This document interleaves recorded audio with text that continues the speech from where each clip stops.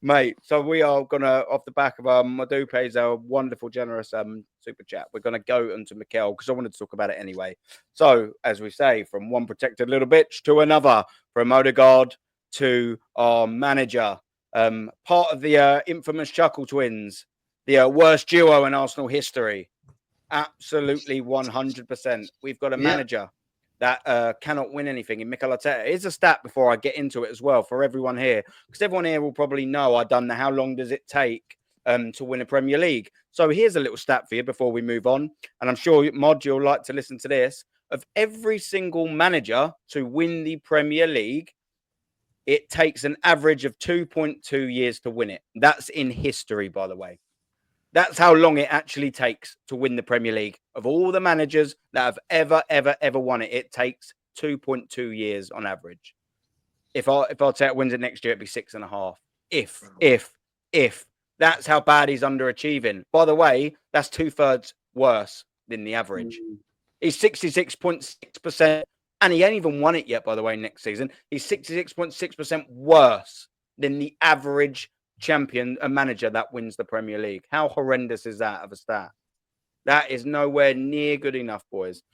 But what I wanted to say on the Mikel thing, because I said this on Jez's, I've said it a couple of times, but I haven't got all of you wonderful panelists and wonderful Arsenal fans. I haven't got your opinion yet. And chat as well. I want your opinion on this. So ping it in. I'm nearly caught up with it, by the way. This manager, he is the first team manager, yeah? He's not the coach anymore. He's the first team manager. So he can't squad build. We know that. I won't go too much into it. We can't squad build. We know he can't squad build because he's got players like Kai Havertz, Gabriel Jesus, Calafiori, Mikel Merino, Zinchenko. Shall I just carry on?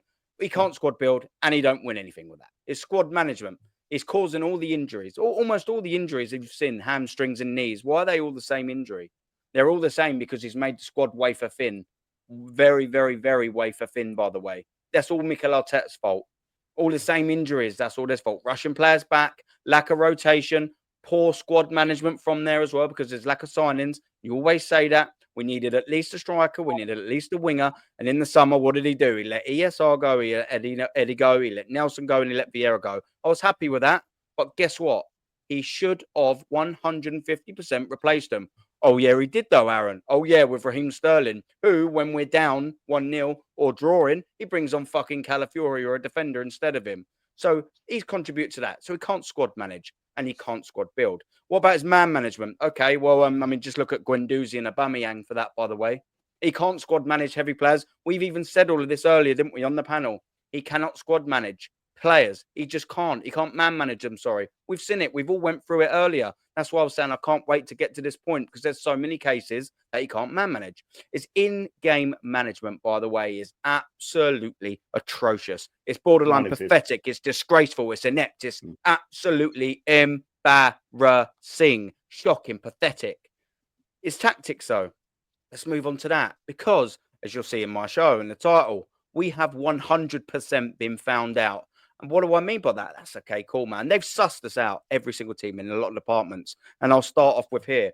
They've sussed us out in the way we play out at the back. Absolutely, well and truly, 100% found us out. We cannot play out the back no more if you give us a slight press. We've been found out with that. And that was one of the big reasons why we were hitting teams either A, on the counter or getting out from their press and having so much space up there. We've been sussed on that, by the way. They've also sussed out to hurt us, and this has been the case for a while. A long ball over the top, a diagonal ball to wingers that are in miles loads of space. That's it. That's our kryptonite. We all know this. That leads to our midfield being overrun. So the tactics there is absolutely gone. 2 years ago, we were saying we got the best midfield in the league. Now it's getting overrun every 5 seconds. Absolutely well and truly. Our set pieces, funny that. They've dried up one end, but they're all coming in at the wrong end now, aren't they? 12, by the way, conceded. That's the season worse. And guess what? Teams have sussed for a long time how to keep Saka quiet. So they've found out tactically everything that Mikel Arteta's got to offer. And the manager ain't got much to offer because we've just ran through his managerial skills.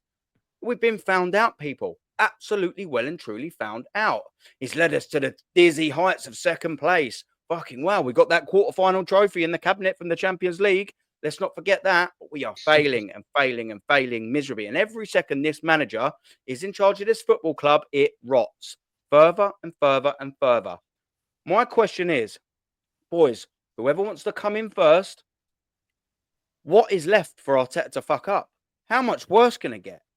When does it end? When is enough enough? One of you boys, please. Well, I'll come in very quickly. What will happen is that unfortunately, this man will get more money to spend in the summer, which will take the total roughly around £1 billion if this war chest appears, which I can't see it happening. Yeah. So he's going to get new players in. He's got to get players out. So new players have got to come in. So we've got to start all over again.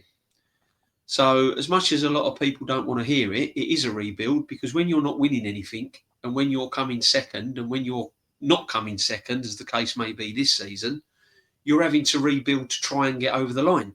So it is a rebuild. Unfortunately, rebuilding with this manager, with a track record of not winning anything, is going to be another long process. And he's got players that he stands by. He's got to justify playing Kai Havertz. He's got to justify playing his captain that's out of form. And this is what the problem is. So more money is going to be thrown at it, and it's not the money. It's not the money. It's not the owners. The owners have backed him. The owners have given him more money than anyone. Yeah, the owners have got faults. We all know that. Every owner in every club's got faults, and we all want something that the owner's not doing right, blah, blah, blah. But the bottom line is the owners have given him enough money to build this team and win a major trophy. And he hasn't done it. The wages are out of control. I'll give you an example. You got Tomiyasu, that's played about 6 minutes of football. He's on the same wages as pretty much Gabriel Magalhaes, who's our top player. You've got Kai Havertz that scores 12 goals a season, 280 grand a week. You've got Gabriel Jesus that's been out injured pretty much his whole Arsenal career, 240 grand a week. So it's not just about what you're seeing on the field of play. It's not what you're seeing going out kicking a football. It's all the other stuff in the background. Players' contracts, wages, injuries, squad not good enough, the bench not good enough. Who excites you coming off the bench? Who have we got to come off the bench and go, oh, great, yeah, look, that's all right, we're not weakened, here we go. No one, and it's just, and this is what this manager's doing.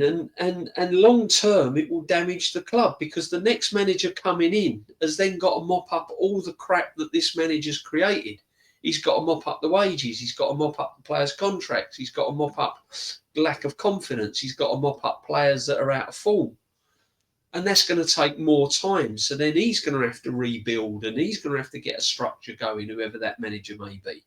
So the more this manager's in place, the long-term damage to this club he's going to cause. Big up North Side, by the way. And this is why I keep saying, and Shane is with me on this, for the longevity of this club, for the future of this club to win premierships, FA Cups and Champions Leagues in the future, whether he wins the Champions League or not, this is not the man to take us into the next 4 or 5 seasons. Win the Champions League, great. Arteta, go out on a bang. Go out on a bang. How many managers you've seen win trophies and still not be at the club? And for the longevity of the club, he's really not the man for the job, unfortunately. He's had his chance. He's had 5 years. He's had money. He's had the fans. He's had the backing of the fans. We've given him a chance. We've given him plenty of chances. But when you just keep falling short season in and season out, and you're seeing the style of football change dramatically, not change in a good way, and you're going to watching games. I mean, I can't remember a worse season than this season watching Arsenal. It has been absolutely dreadful. The season has been awful. It's been probably one of my worst seasons I can remember. And I've been going for years, even under the Terry Neal days. You know, this has been woeful, absolutely woeful. Lack of creativity. Yeah, okay, we've had one-off games. We've had, we've battered teams, the Crystal Palace in the Cup, the Man City, the Real Madrids. We've had some one-off games, but on the whole, consistently, it's been pretty poor. Let's be honest, it's been pretty poor. Yeah. And unless this manager goes, it's going to get worse. And I believe in any club in modern day football, I think 5-6 years for any manager is probably about right. It's probably about right for a football club. Yeah, you need to freshen it up. It needs freshening up. I'm gonna come to Shane next, but before I do, Northside as well. Big up for the raid, my Portugueser. Cheers, brother, and everyone that's come over as well. Don't forget, smash the like and sub, guys, and as well, I have now pinned the link to all of these panels, all of their chats. So yeah, click on them, give them some love as well, man. Make sure you do that, and yeah, big up everyone. So Shane, man, obviously we're saying about this Mikel Arteta stuff. I reeled off everything of why I think he's a horrendous manager, and I think that's fair. And I reeled off why his tactics have just absolutely been found out. They're old hat. They're finished. They're done. They ain't going anywhere. We're just going to, if this manager's in charge, do you think that he's going to be able to change enough to get this whole team playing in a different way next season? By the way, next season, it's only a few months away. We're in May, man. It finishes this month, doesn't it?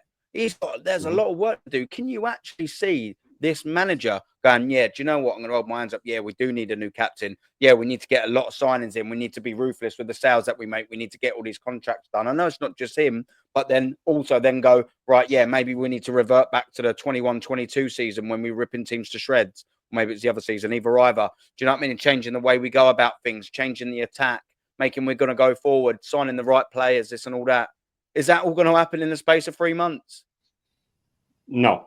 Listen, and if anybody's ever watched this before on my channel, I continuously say that if he's in charge next season, regardless of how many players Berta brings in, we're not getting close to the top 4. We're not getting close to the top 4. If we have a good summer, i.e. Gyökeres and all these players we're linked with, we're still not finishing in top 5. If we have a bad summer, we're dropping to 8th, 9th. And it might say that sounds negative, that sounds whatever you want. Based on our form, people are forgetting. They seem to think that we're going to be the only ones to sign players. They seem to live in a world where we're only going to sign players. And Matty made a great point. He said, if United win that Europa League, they go from Rory Delap to Gyökeres, who they can go for, right? If anyone else with a name or that's in the Champions League, Barcelona, Liverpool, I can see Liverpool. Why aren't they? I'd imagine they're in for Gyökeres. Imagine they get Gyökeres and they have Salah staying and they have Gakpo and Diaz and all these lads. We're not getting near them. We already can't get near them. Yeah. And he'd go there. Of course he would. He'd go there over us. And I've said this before as well about Arteta. We can talk about attacking players.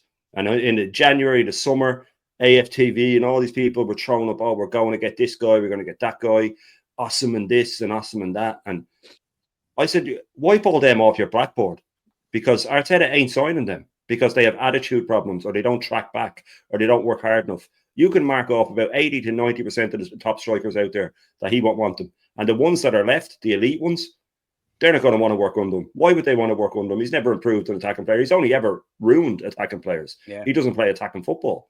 No self-respecting forward's going to want to come and work under that guy. He's a clown.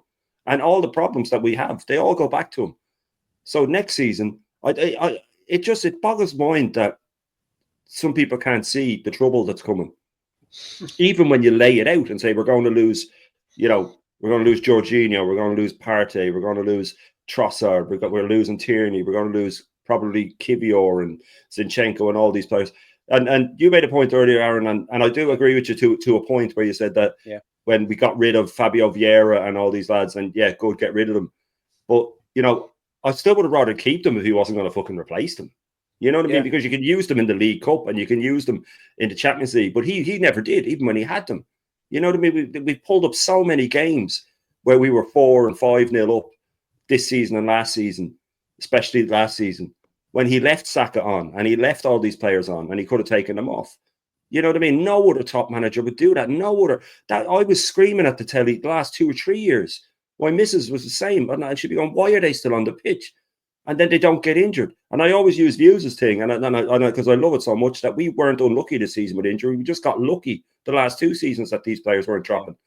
And someone else put it in the chat there. How many surgeries are going to need in the summer? So many of our players are going to need surgery. So many of them are already out. Jesus is out till probably Christmas. Tommy Yasu will never come back. He'll never come back. He's never going to play again. You can see that in him. He's never going to play again. You know what I mean? Like Cazorla, but Cazorla ended up playing again. But he was, you know, it was rumored that he would never play again. It's all coming to a head. And winning the Champions League, yes, it's amazing and it's a moment. But I don't support Arsenal just to have that moment. You move on. And if the team starts to fall apart, how bad does it get then? Do we want to be like the way United are? Yes, they're winning trophies. But, you know, when the team is just completely in bits, and we're going that way, it's just this league position is polishing the surface a bit more, making it look a bit shiny. And I don't give a shit about second. And we shouldn't give a shit about second. No self-respecting team should give about second. And you always make a point, Aaron. Yes, we did second 3 times in a row before, between 99 and 2001. But we fucking sandwiched that with 2 doubles, man. We sandwiched that with 2 doubles. And in that, we were against one of the greatest club sides England's ever seen. That 99... from late 90s Man United team was one of the best teams we've ever seen and will ever see. Stacked 4 world-class strikers they had. And we took them to the wire every time. And then we won the double. And then we should have won the league after that. But Wenger made his silly comments that we're going to go unbeaten and they fell apart. But then we went unbeaten. Mark Viduka dagger that one. Yeah. But, you know, but the thing is that they seem to compare to what they want to compare it to. And my big thing is, you named everything off. In-game tactics, non-existent. Doesn't have them. Man management, non-existent, doesn't have it. Transfers, absolutely awful. PR, everything he does is awful. And I mean real PR, like actually saying the things you want to hear, not the nonsense that he does. He's good at that, all right. He's good at the politician side of it. But if they can't see how bad things are, if people cannot see how bad things are, then we're in real trouble. We are in real trouble because we're only going one way and it's backwards and it's very, very fast we're going. And even if we get a new manager in next season, he'll have a lot to do, man. An awful lot to do. This will be an actual rebuild, not the rebuild that Arteta walked into when he had a squad, yes, with a few troublemakers, but there was some world-class players there. What he's walking in, next manager's coming into his so-called main striker, Jesus, being cropped for most of the season.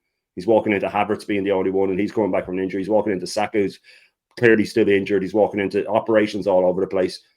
And if it's Arteta that's still in charge, I mean, I can't imagine how bad it's going to be. I cannot imagine how bad it's going to be. We say that we're going to be here again at this time next year saying the same things. We're going to be saying a lot more than that, man. We're going to be saying a lot more than that. We're going to be saying, you know, we're mid-table or we're you know, it's just going to be 10 times worse. And it boggles my mind, and I'll finish on this. I just cannot understand why we are the only ones who can see it. Do they not want to see it? Or are they just that stupid? I think it's a mix of both. I think it's a mix of both. Absolutely is a mixture of both. It really 100%. Is. It's absolutely staggering. But yeah, to land on your point, he's just an awful manager. He's an awful manager. He has nothing going for him. Nothing. Absolutely nothing. Before I get Norm's skin as well, there's a couple of good points that people are making in the chat. Why? Because it's a world-class chat. That's why Zinedine Zidane chat. Big up to every single one of you locked in the building. There's 135 of you world-class motherfuckers in the building. Fair play to every single one of you, man. Love to every single one. DJB, I watched Tony Adams being interviewed at the end of the 1998 double season on video, where he said, proper captain, that he doesn't like the word rebuild because it's an admission that the team has been shit. Yep. Absolute facts, isn't it? And this is a rebuild. Fact. It is, whether people like it or not. It just is. Hate it. Yeah, they don't like hearing it. You cannot go all this time without a trophy and not improve on your previous season and sell players and buy. I mean, when you think about it, people say, "Oh yeah, we need a striker." We don't just need a striker. We need cover for Saka. We need the left-hand side sorted out because that's a mess. We need another attacking midfield player. We probably need backup for a Gabriel and Saliba. That's proven. You know, we need about 6 or 7 players. Yeah, I don't know where the money's coming from because I'd go even more than that. I'll go any more than that. And I mean, I'll be honest with you guys. I don't know whether this manager's going to get the money he needs to get all the players he wants. I don't think they can trust him anymore. I really don't think they can trust him. I don't blame him. I think Berta's looking at it. I don't think he's going to make too many. I don't think Berta's going to really make too many waves. I think he's just going to give him enough to hang himself on. I think he'll let Arteta think that he's still got the run of the show. And just sort of give him enough rope to hang himself, and then come the middle of the year, he's gonna, if it's all going wrong, he can then go to the owners and say, look, he's had his chance again and he's failing again. I think we need to act. But I reckon that Berta is pleasantly shocked the state of the club, personally. That's why he's acted on Jorginho. That's why Jorginho's gone already. He's starting already. The season's not even over yet. He's 3 games out and he's already now, right, Jorginho, see you later. He's gone. By the way, Jorginho has ended up, with his wages, he's ended up costing us £22 million. Yeah, I heard you boys say it earlier. Jorginho has ended up costing this club £22 million. He's hardly played. He's hardly contributed. And once again, this manager has kept him. He's now going on a free £22 million. £22 million. We could have got Morata. We could have got a Dogbek. We could have got Ivan Toney for 40 million. Yeah. Mate, answer the question. Just answer the question. That's just part of the way. Like I said, it all comes back to, again, the way this manager has built this squad. It's not been good enough. Is that the same one where it's like, oh yeah, we're going to get Caicedo, now we're just going to get Jorginho? We've got our El Capitan in the building from Spain. How we doing, Lee, brother? Cheers, mate. Good show, lads. Appreciate it, man. And yeah, Lee Gunner. Listen to Lee Gunner, everyone. All 144 of you world-class fuckers. Big up to the chat and sub to the lads. Everyone's link is pinned. Big up, man. Big up to Lee, man. Big up. Yeah. Even a bit of Macy's chipping in. Yeah. You're the best. To be fair, I actually will agree with you there, Macy. Yeah, he's numero uno as far as I'm concerned, and I think I'll probably speak for a lot of others, and definitely 1,220. 2 of them. Do you know what I mean? He's got on his 122. 100%. Sorry, 122, but 0 on the end of that. Or a couple of them, Aaron. Chill out, innit? A couple of zeros short there. Sorry, Lee. Yeah. Oh yeah, proper geezer. Big up, mate. Yeah, big up to you, Prime. Big up to you, brother. He's everywhere as well, man. Big up to a bit of Prime. We've got a mutant in the building again, man. Where's he gone? Varel. I'm sure I recognise that name. He's come back, isn't he? You know, he's just one of them that just looks at that X in the right-hand corner and goes, nah, do you know what? I'm just going to stay for a bit more abuse. I'll just stay for a bit more abuse, and that's cool, man. I think you're actually one of the more respectable ones, isn't you, to be fair, as far as I can see, Varel? I mean, you're a little bit away with the fairies, my old China, but you're not abusive like that other geezer that came in here. You know, the one with a 2-inch cock. He soon left, didn't he? He soon fucked off. You know what I mean? Yeah. What he'd done is he'd finished in 5 seconds as well. And, you know, he'd gone to bed, didn't he? Knocked himself out. So literally tied himself out. Yeah. To coin a phrase. What can we do? Yeah, let's just keep this on track, shall we, man? Big up to everyone in the chat again. Don't forget, like and subscribe. Mikel Arteta, of course. Normski, I've kept you waiting there. And I do apologise, my friend. Very patient as ever. Oh, no. What's your say on this Mikel Arteta before we move on? I'm just taking it all in, mate. You know what I mean? Yeah. It's basically, you know, rinse and repeat with this club. Yeah. I mean, there's too many red flags going into the summer. When you look at what you know is going to take place in terms of you know, the players that are coming back from, you know, their loan spells, you know, we need to get rid of them. You know what I mean? You're looking at the injury problems, as Shane pointed out and DJ pointed out, that, you know, they're going to be guys that are going to be sort of with us until the end of this season, and then to the end of next year.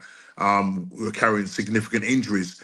The other thing as well, you know, the likes of Kai Havertz, Odegaard, these players are going to hamper the club going forward, because Mikel Arteta doesn't want to get rid of them. He doesn't want to change them, and bring in players that are going to, you know, come in and challenge them. he has no intention of getting rid of Havertz. The fact as well, you got Berta who's coming in, who's going to have his job cut out for him, even though we know that this guy's got a lot of experience behind him. But you've also got the narrative of top gooners turning around and saying, well, this guy doesn't have much time. He needs to hit the ground running. And so all of a sudden now the blame is going to go to Berta if, we have an successful summer. Where was all this talk when Mikel Arteta and Edu were doing their absolute joke of a transfer window in the summer window that's gone, and obviously the winter window that's gone as well. Obviously Edu's left, but you see where this is going. It's going to be interesting how Berta deals with the transfer dealings, and that he's got to talk around William Saliba into maybe signing an extension. But obviously, William Saliba wants guarantees that we're going to go and win titles and win trophies. Yeah, not under this manager. Yeah, but unfortunately, the hierarchy who have given him £750 million, no one can turn around and say that the owners have not backed him. They have backed him, and if there is likely to be a £300 million war chest, then that's £900 billion that this manager has spent. Yeah, £900 billion, and for me, to entrust a guy who, this owner's brought in as a novice, alongside Edu. I keep saying it. I've said it time and time again. We are not a potty training club. Okay. When you have your little one and they're ready to come out of nappies, yeah, and you say, go and use the potty. Yeah, make sure you go and use the potty. They don't always hit the target. And this is the same with Mikel Arteta. Yeah, he's not hitting the targets. The targets that we want is the targets to get this club, this great club, over the line. He's not the man to take us over the line. He's the man before the man. You've gone as far as you can. You've reached your ceiling, Arteta. And now it's time to just say, right, you know what, guys, I can't take this club any further.